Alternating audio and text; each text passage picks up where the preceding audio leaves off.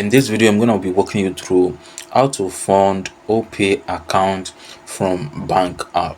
I literally don't know the bank you actually want to use to fund your Opay account, but this is just like how to transfer money to Opay account. So I'm going to walk you through one of the easiest way you can actually do that.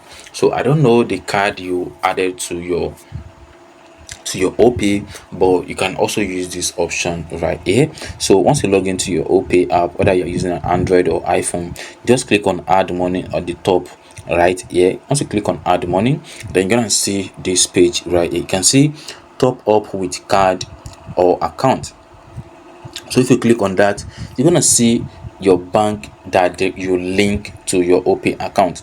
And if this is not the bank you actually want to use, you can click on change, and then it's gonna ask you to link another bank. And you can also use cash deposits. You can also use bank USSD. You can see, so depending, if you don't want to link your bank directly to your Opay account, you can use bank USSD code. So it's gonna show you all the USSD code for each bank. So you can see right here. So select bank. So let's say Access Bank, how much I want to deposit or how much I want to fund. Let's say 1,000. Then click on next.